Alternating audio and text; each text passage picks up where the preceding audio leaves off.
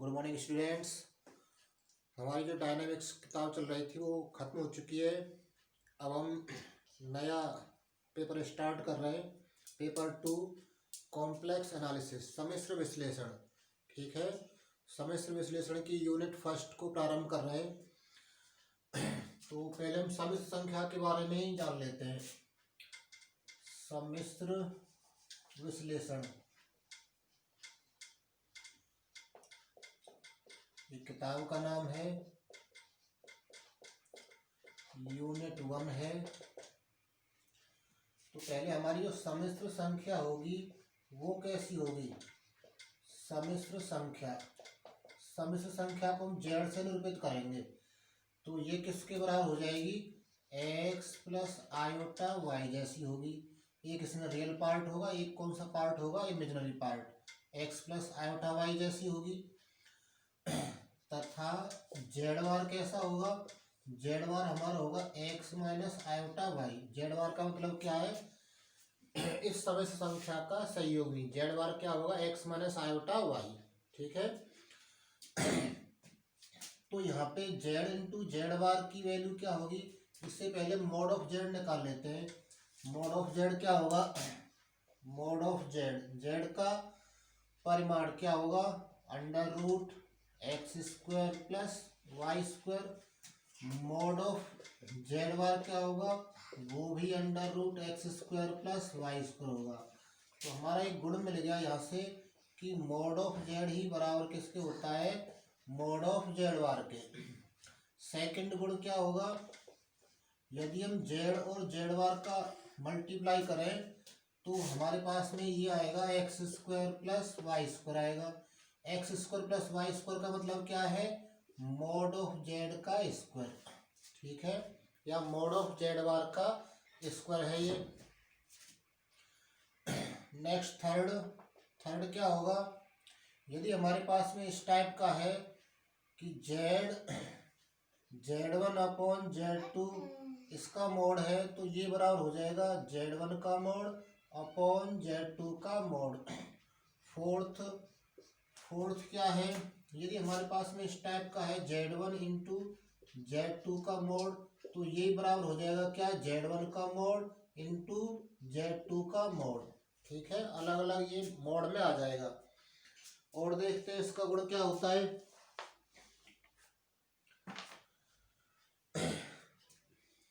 और है इसका गुण फोर्थ Z1 प्लस Z2 इसका मोड है, तो ये लेस देन इक्वल टू क्या होगा?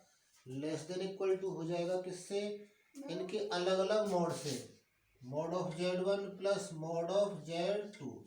ठीक है, ये प्रॉपर्टी हमें याद रखनी पड़ेंगी। और देखते हैं इसका गुण जो इम्पोर्टेंट हो, जो हमारे काम का हो, उन गुणों को ले लेते हैं। और तो कोई गुण हमारे काम का है नहीं,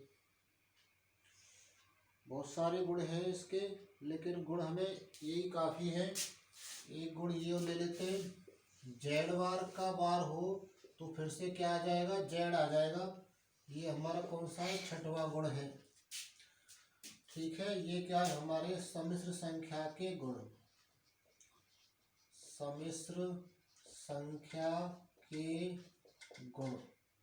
ठीक है, ये हमें याद रखने पड़ेंगे, इनको लिख लेना अलग से नोट करके। नेक्स्ट अब हम पढ़ते हैं सम्मिश्र चर कैसा होगा? सम्मिश्र चर फलन। सम्मिश्र चर फलन कैसा होगा? वो होगा एफ जेड जैसा होगा। एफ जेड यानी कि सम्मिश्र संख्या का फलन।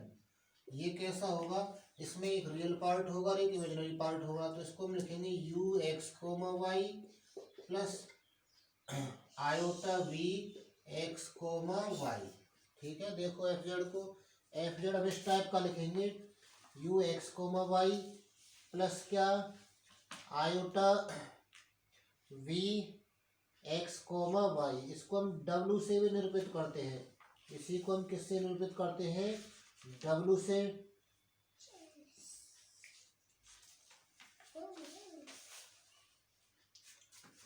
इसी को हम निरूपित करते हैं किससे?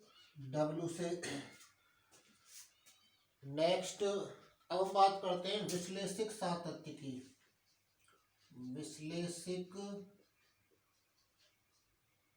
विश्लेषिक सातत्य।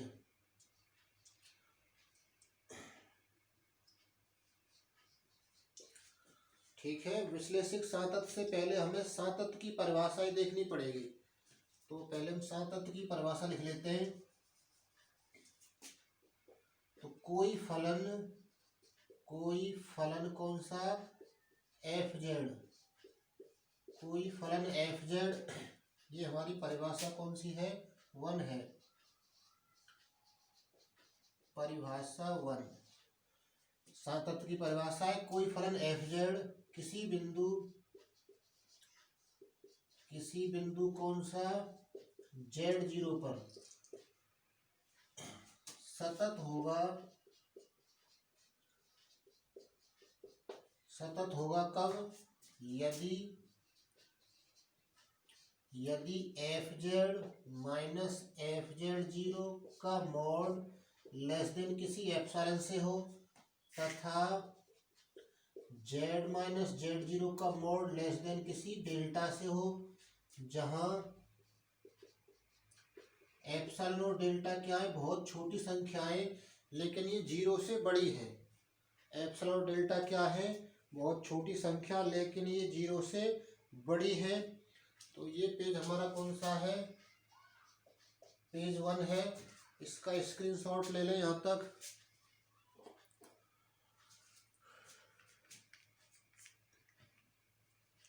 स्क्रीनशॉट ले लिया होगा। नेक्स्ट इसकी हम परिभाषा दूसरी लेते हैं। दूसरी परिभाषा में क्या है, फलन वही है एफ जेड और बिंदु हमारा है z0। तो किस टाइप से देखते हैं इसे।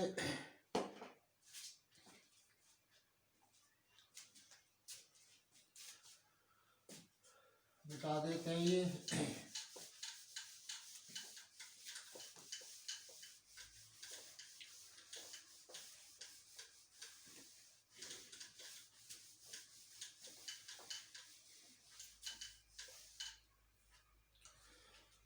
क्या होगा, दूसरी परिभाषा लिखते हैं इसकी, सातत्य की दूसरी परिभाषा।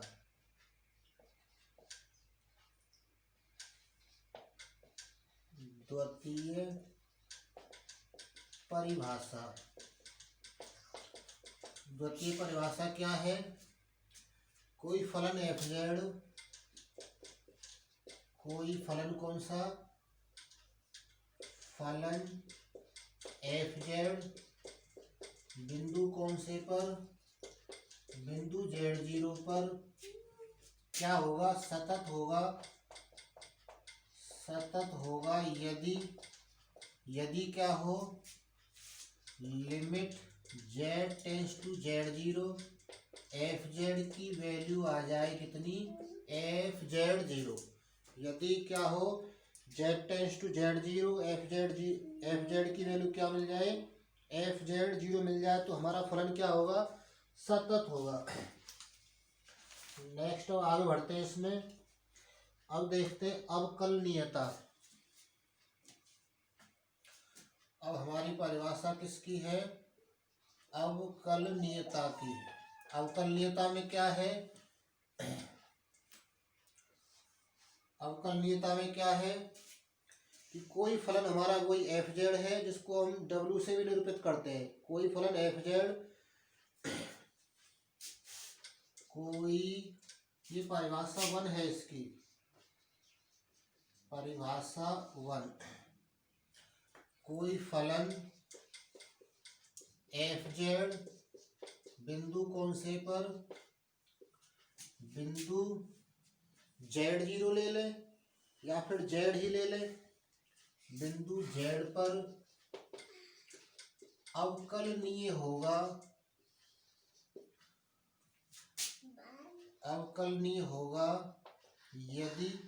यदि क्या हो, यदि हमारे पास में एक लिमिट विद्यमान हो। लिमिट किस टाइप से, यदि limit delta z tends to 0 F Z plus delta z Z plus delta Z minus F Z upon delta Z, F Z plus delta Z minus F Z upon delta Z क्या हो, परिमित रूप से विद्यमान हो, परिमित रूप से विद्यमान हो।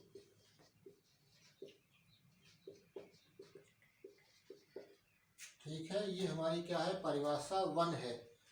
नेक्स्ट हम परिभाषा 2 की बात करते हैं इसकी। परिभाषा 2 में क्या है, अब की बार हम बिंदु Z0 ले लेते हैं, तो क्या होगा, कोई फलन एफ जेड बिंदु कौन से पर, बिंदु Z0 पर अवकलनीय होगा, अवकलनीय होगा यदि F dash Z0, F dash Z0 क्या हो, limit Z tends to Z0 और F Z minus F Z0 upon Z minus Z0 परिमित रूप से का अस्तित्व हो, ऐसे लिख ले, का अस्तित्व हो, का अस्तित्व हो, या फिर ऐसे लिख ले, परिमित रूप से विद्यमान हो,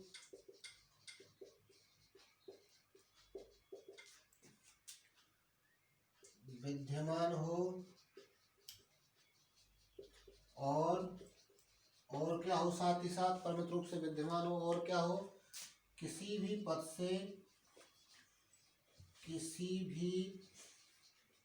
से एफ डैश Z0 का मान समान आए, एफ डैश Z0 का मान क्या है, समान आए, चाहे पथ कोई भी हो, तो एफ डैश Z0 का मान समान आए तो हम कह सकते हैं कि हाँ एफ डैश Z0 अवकलनीय है, फलन हमारा एफ जेड क्या है, अवकलनीय है। तो ये हमारा पेज कौन सा है, पेज 2 है ये, इसका स्क्रीनशॉट ले लो यहाँ तक।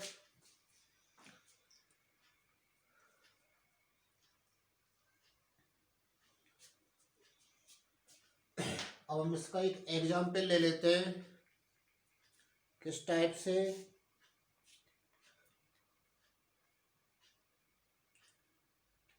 एग्जाम्पल है इसका 3.6.2 जो कि बहुत बार आता है। देखते हैं क्या कह रहा है उसमें।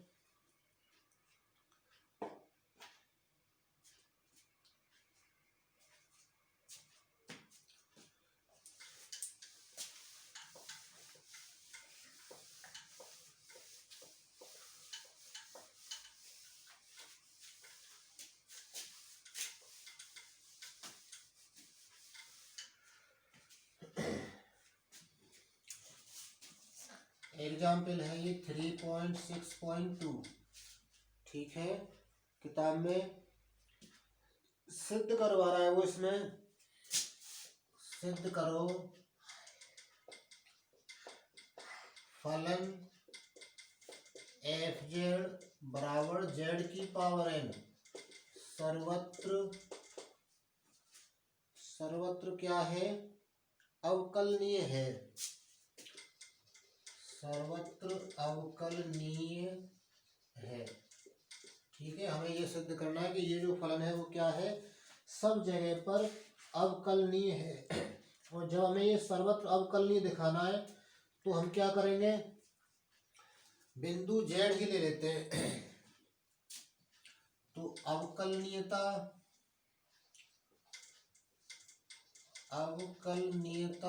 की परिभाषा से जो हमारे पास में एफ डैश जेड है, एफ डैश जेड उसकी वैल्यू क्या होगी, limit delta Z tends to 0 F Z plus delta Z minus F Z upon कितना, डेल्टा जेड। ये हमारी अवकलनीयता की परिभाषा से कि अवकलन एफ डैश जेड इतने के बराबर होगा। हमें सिद्ध करना है कि इस एफ डैश जेड का अस्तित्व है, परिमित रूप से ये विद्यमान है। ठीक है। यदि ये परिमित रूप से विद्यमान होगा तो हम कह सकते हैं कि एफ जेड क्या है, सब जगह अवकलनीय है। तो दिस इंप्लाइज क्या आ जाएगा, F dash Z equal to limit delta Z tends to zero, F Z plus delta Z की वैल्यू क्या होगी, देखो एफ जेड की वैल्यू हमारी जेड की पावर एन है, एफ जेड की वैल्यू क्या है, जेड की पावर एन। तो F Z plus delta Z की वैल्यू क्या हो जाएगी, जेड की जगह क्या रिप्लेस कर दें, जेड प्लस डेल्टा जेड, तो यहाँ भी जेड की जगह जेड प्लस डेल्टा जेड हो जाएगा। तो इसकी वैल्यू हो जाएगी क्या, जेड प्लस डेल्टा जेड की पावर क्या एन माइनस एफ जेड की वैल्यू क्या है, जेड की पावर एन अपॉन में कितना है डेल्टा जेड। ठीक है, देखो यहाँ पर F Z plus delta Z की वैल्यू एफ जेड से निकालेंगे, एफ जेड जेड की पावर एन है तो F Z plus delta Z क्या हो जाएगा, जेड प्लस डेल्टा जेड की पावर एन हो जाएगा। अब इसका हम प्रसार करेंगे, तो प्रसार हम पहले लिख लेते हैं ए प्लस बी की पावर एन का, ये सूत्र है याद रखना है इसको, ए प्लस बी की पावर एन, ए प्लस बी की पावर एन क्या होता है, ए की पावर एन प्लस ए की power N minus one, N और आता है यहाँ पर एन ए की power N minus one upon factorial one, और क्या अब यहाँ से बी स्टार्ट हो जाता है ये, फिर क्या आएगा N into N minus one upon कितना फैक्टोरियल टू, और ए की पावर कितनी एन माइनस टू, और फिर बी का क्या हो जाएगा यहाँ पर स्क्वायर। ठीक है, डॉट डॉट इस टाइप से। देखो ए प्लस बी की होल पावर एन का प्रसार, पहले की पावर एन फिर इसकी पावर कम होगी ए की पावर एन माइनस वन, फिर यहाँ से एन बढ़ना प्रारंभ हो जाएगा, एन वन पर फैक्टोरियल और बी स्टार्ट हो जाएगा यहाँ से, फिर एन एन में से एक कम अपॉन टू का फैक्टोरियल, और ए की पावर एन माइनस वन थी यहाँ पे एक और कम कर दें ए की पावर एन माइनस टू, फिर बी का क्या आ जाएगा स्क्वायर, बी स्क्वायर, फिर इस टाइप से बढ़ता चला जाएगा। तो इस प्रसार से हम इसका प्रसार कर रहे हैं, तो इसलिए हमारा एफ डैश जेड क्या हो जाएगा, limit delta Z tends to zero, इसका प्रसार कर रहे हैं, ए का काम जेड कर रहा है, बी का काम क्या कर रहा है डेल्टा जेड, तो इस फॉर्मूले में रखेंगे तो क्या आएगा, जेड की पावर एन प्लस कितना एन आएगा, एन और जेड की पावर कितनी एन माइनस वन, और इनटू क्या आ जाएगा डेल्टा जेड, देखें यहाँ पर अपॉन में क्या आएगा वन का फैक्टोरियल, वन का फैक्टोरियल। देखो ये वाला पद आया है एन, ए का काम हमारा क्या कर रहा है जेड, जेड की पावर एन माइनस वन, फिर बी का काम क्या कर रहा है डेल्टा जेड अपॉन कितना है फैक्टोरियल वन, फिर प्लस क्या आएगा plus N into N minus one, N into N minus one upon factorial two A की power N minus two, A का काम क्या कर रहा है हमारा जेड, तो जेड की पावर कितनी एन माइनस टू इंटू कितना डेल्टा जेड, डेल्टा जेड का क्या आ जाएगा स्क्वायर। ठीक है, और प्लस डॉट डॉट इस टाइप से बढ़ता चला जाएगा, और सब के बटे में क्या है ये वाला डेल्टा जेड, सब के बटे में क्या है डेल्टा जेड। तो यहाँ तक का स्क्रीनशॉट ले लें, ये हमारा पेज कौन सा है, पेज 3 है, इसका स्क्रीनशॉट ले लो यहाँ तक, फिर मिटाते हैं इसको।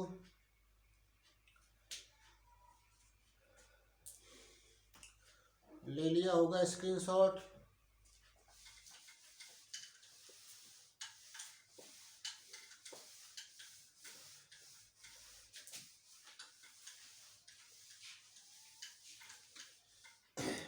और लास्ट में क्या था इसमें लास्ट में माइनस जेड की पावर एन और है, तो जेड की पावर एन से जेड की पावर एन कट जाएगा, बचे हुए में से हम डेल्टा जेड कॉमन ले लेते हैं, तो ये क्या रह जाएगा एफ डैश जेड बराबर कितना limit delta Z tends to zero, Z की पावर एन से जेड की पावर एन कट गया, डेल्टा जेड कॉमन ले ले, डेल्टा जेड कॉमन क्या बचेगा एन बचेगा, एन और जेड की पावर कितनी एन माइनस वन, वन का फैक्टोरियल छोड़ दे, वन की फैक्टोरियल की वैल्यू वन होती है, डेल्टा जेड कॉमन ले लिया है, फिर क्या बचेगा n-1 फैक्टोरियल 2 की वैल्यू 2 हो गई, ठीक है। और z की पावर कितनी, n-2 डेल्टा जेड हमने कॉमन ले लिया तो एक डेल्टा जेड बचेगा यहाँ पर, फिर क्या प्लस डॉट डॉट, और इन सब के बटे में क्या है डेल्टा जेड, ये वाला डेल्टा जेड। तो डेल्टा जेड से डेल्टा जेड कट गया तो क्या रह जाएगा, limit delta Z tends to 0, ये रह जाएगा एन जेड की power n-1 plus n-1 upon 2 Z की power n-2 delta Z plus dot dot, ठीक है। अब इसमें हम डेल्टा जेड की लिमिट रख देते हैं 0, तो ये रह जाएगा एन जेड की पावर n-1 प्लस 0 हो जाएगा डेल्टा जेड की लिमिट 0 है, डेल्टा जेड की जगह 0 लिख देंगे तो ये पूरा पद 0 हो जाएगा। आगे फिर डेल्टा जेड के पद और आएंगे तो वो सब क्या हो जाएंगे, 0 हो जाएंगे, प्लस जीरो डॉट डॉट इस टाइप से। तो ये हमारा प्राप्त होगा। अब इसको थोड़ा और सरल करते हैं, देखते हैं क्या मिलता है। तो इसकी वैल्यू क्या आ जाएगी, एन जेड की पावर कितनी, n-1, ठीक है।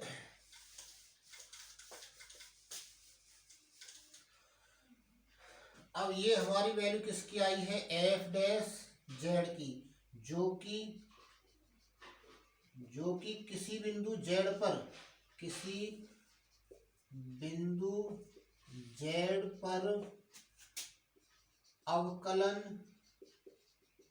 का मान है, जो कि किसी बिंदु जेड पर अवकलन का मान है। अब जेड कोई सा बिंदु हो सकता है, z1 z2, यहाँ z1 होगा तो यहाँ z1 हो जाएगा, यहाँ z2 होगा तो यहाँ z2 हो जाएगा। तो कोई भी बिंदु हम रख दें तो सर्वत्र अवकलनीय हो गया फिर ये, इसलिए एफ जेड क्या है, इसलिए एफ जेड सर्वत्र अवकलनीय है,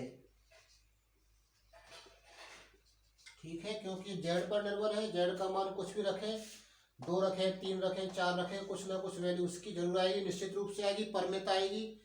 तो ये हमारा क्या हो जाएगा, एफ जेड सर्वत्र अवकलनीय हो जाएगा। ये पेज कौन सा है, पेज 4 है, इसका स्क्रीनशॉट ले लें,